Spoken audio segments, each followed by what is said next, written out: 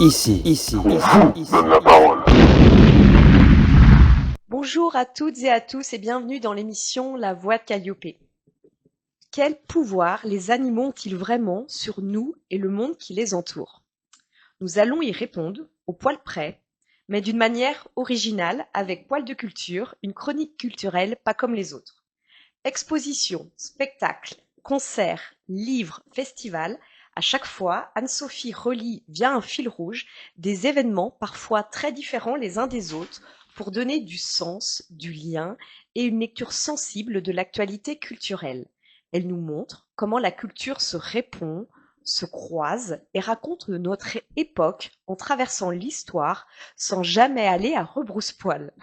Anne-Sophie, tu es journaliste, autrice pour la série télé-humoristique corse Pas aisée, directrice de rédaction au sein d'une agence d'information et d'édition spécialisée dans le domaine de la santé. Tu es aussi créatrice de contenu culturel sur TikTok et Insta avec Anne-Sophie Paris. Bonjour Anne-Sophie et on t'écoute pour cette chronique culturelle Poil de Culture. Bonjour, merci de m'accueillir de nouveau Calliope en ce début d'année. Tout Parce à fait. que ça y est, nous sommes enfin dans l'année 4724 4724. du calendrier chinois. Ah, tu me l'apprends. Nous entrons le 17 février dans l'année du cheval de feu. Cheval de feu. Une combinaison rare qui se produit que tous les 60 ans. Ok. Bonne nouvelle, le cheval de feu symbolise le mouvement, l'ambition, le renouveau, et pour chaque signe du zodiaque. D'accord. Donc tout le monde va bénéficier de ce renouveau. Oui. Mais, Alors, pour les singes, comme moi, tu es singe. cela signifie une année pleine d'opportunités. Génial. Pour toi, Calliope, c'est plus délicat. Mince. Je Parce peux pas que- le savoir. Non, Tu- genre ne me dis rien. Mais si tu es cheval de terre, Je suis cheval de terre. Tu me l'apprends. Je me indique. Oh la vache. Et feu et terre vont s'opposer. D'accord. Et du coup, face à ce vent nouveau, va falloir gérer ton énergie pour éviter la dispersion et l'épuisement. Ah oui, mais ça c'est mon point faible. Ok. D'accord. Voilà. Alors du coup, pour que tout se passe bien, je t'ai ramené un petit cadeau du 13e arrondissement. C'est un chat du bonheur. Merci. Alors, la Va patte bien gauche me montrer. levée, c'est pour la protection. Mhm, La droite, c'est la prospérité. mhm. Et les deux, c'est le bonheur absolu. Super. Alors, attention, pour que ça fonctionne, ce chat doit être visible et respecté. Visible Ouais. et Tu respecté. poses chez toi un endroit où... Et je lui fais des petits câlins. Par exemple. Ok. Exemple. D'accord. Et tu trouves pas qu'il ressemble un peu au chat de Philippe Gueluc? Si, c'est vrai. Oui, oui, bien Ouais. vu, bien vu. Il n'y a pas une exposition? Alors, pour les personnes qui connaissent pas le chat de Philippe Gueluc, c'est un personnage de BD, un gros matou patibulaire, un peu comme celui-là, en costume, qui contemple notre monde et qui le commente avec humour. Et donc, oui, je vous en parle effectivement parce que j'ai vu l'expo Gueluc expose le chat. Mhm. C'est au musée Mayol, dans le 7e arrondissement. Et je suis allée un peu comme ça, au feeling, et c'était vraiment une excellente découverte. On se balade comme dans un carnet géant. Imaginez, la scénographie, c'est Philippe Gueluc qui l'a imaginé. Lui-même, d'accord. Alors, il y a à la fois, il y a des dessins, mais il y a aussi des grands formats en acrylique, il y a des installations, il y a des sculptures. C'est vraiment très agréable. Et à travers tous ces formats, on découvre l'épopée de cette bande dessinée qui a été créée dans les années 80. Les années 80, ok. Ouais. Et dans un des tableaux, à un moment, on a Tintin en personne avec sa houppette. Et il vient voir le chat qui est devenu célèbre pour lui demander un autographe. Tintin qui demande un Ouais, autographe. et le chat lui répond avec plaisir, c'est à quel nom? Voilà, alors c'est juste absurde. Moi, ça m'a fait rire. Voilà, Je c'est suis bon joyeux, public. c'est drôle. Et c'est à voir jusqu'au 3 mai. Ah, j'allais te demander. Donc, Ouais. expo familiale, en fait. Ouais, carrément, carrément. Non, c'est très sympa. Ok. Pas très long, mais on passe un bon moment, c'est drôle. Bon, faut aimer l'humour absurde, mais... Et pour des gens de notre génération, on va dire ça comme ça, on revisite un petit peu nos souvenirs d'enfance, tout à de fait. jeunesse. Mais je pense que pour les enfants, ça fonctionne bien aussi. Hmm.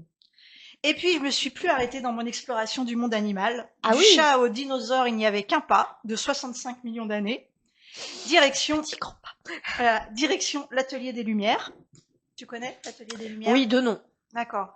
Donc, c'est un espace d'art numérique installé dans une ancienne fonderie dans le 11e arrondissement.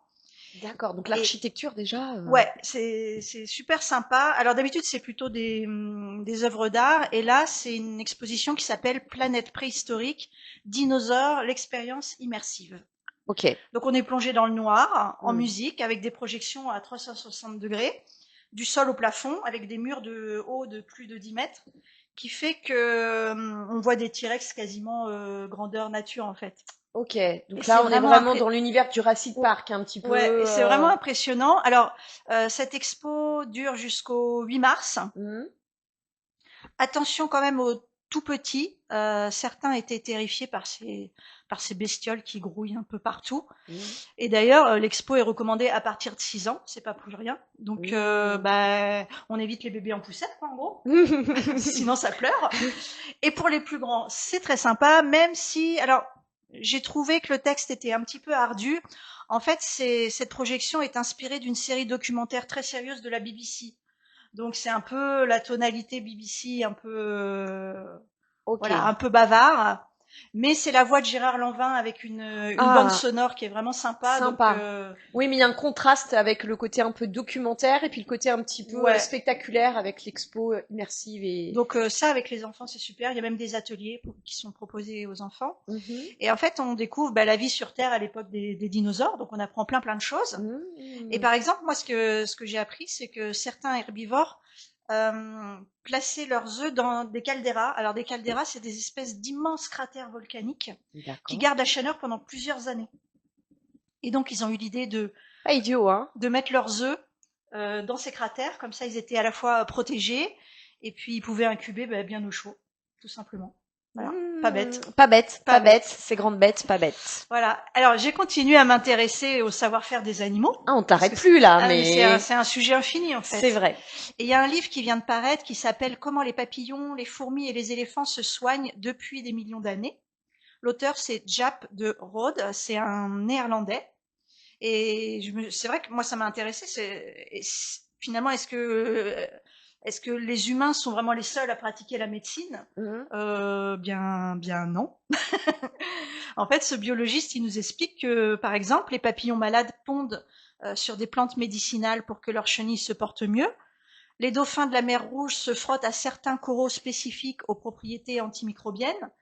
Certains oiseaux tapissent leur nid de plantes odorantes pour éloigner les poux ou les acariens. Alors attends, va pas trop vite. C'est-à-dire que déjà, de manière très instinctive, ils savent vers quelle plante ou vers quel lieu Ouais, se diriger pour se soigner en fait. ouais, soit en prévention, soit à titre, soit en guérison. Ok. Et par exemple, parce que je parlais de prévention, les ours, après leur période d'hibernation, pour se prémunir des infections à venir, ils mangent l'écorce des bourgeons des saules, qui contiennent quoi? En fait, c'est de l'acide salicylique, c'est-à-dire c'est de l'aspirine en fait. Ah. Donc quand ils sortent de leur période hivernale, Ouais, ouais, ils ont un petit peu la tête dans ils le se disent, brouillard. voilà, on va, enfin, je sais pas s'ils se le disent, mais On va se le dire, mangeons nous. ça pour bien affronter la période à venir, D'accord. vraiment à titre préventif. Et Hmm. alors, ce qui est plus étonnant, et d'ailleurs c'est une des anecdotes qui a le plus étonné l'auteur de ce livre, c'est à Mexico, certains passereaux collectent des mégots. Alors, ils retirent l'enveloppe, ils prennent des fibres et ils les intègrent à leur nid, parce qu'en fait, ils ont découvert Ils font ça que, avec leur petite, ouais, ils ont petite découvert griffe. que les effets de la nicotine qui est contenu dans ces mégots, protègent leurs oiseaux des parasites et des acariens. Ok. Donc ils vont chercher les mégots, ils les... Voilà. Donc là, c'est quand même un peu bluffant parce qu'ils se servent en fait de ce qui existe dans le monde environnement Voilà, c'est ça qui est aujourd'hui. intéressant, c'est que il y a des savoirs ancestraux, mais il y a Oui, aussi comment je m'adapte à mon tout à fait. environnement et comment j'utilise ce qui se développe dans mon environnement. Donc je pense que c'est pour ça que cette anecdote a particulièrement intéressé ce biologiste, Ah, tu mais m'étonnes. elle est étonnante. Elle est étonnante. Très. Alors, de l'humour, du bon sens, des remèdes naturels. Mhm. Je me dis qu'on aurait peut-être tout intérêt à prendre exemple sur ces animaux, Oui, tout à fait. Je suis bien d'accord. observer, Mhm. s'inspirer un peu plus du monde qui nous entoure Mhm. pour prendre soin de soi, tout simplement. Voilà, Bien, c'est écoute, mon conseil. Alors moi, je vous retrouverai pour une prochaine chronique, mais promis, cette fois, ça sera entre humains. Ah, d'accord. Mais en tout cas, je te remercie pour cette présentation de ces rendez-vous culturels au poil. Donc pour conclure l'émission, si d'après ce que si j'ai bien tout compris, si nous devions retenir une seule chose, ce serait cette interrogation que je vous pose à vous qui nous suivez. Et si le vrai pouvoir des animaux était de nous réapprendre la présence? Alors peut-être que de les observer, les écouter, c'est déjà changer notre manière d'être au monde. Merci. Merci.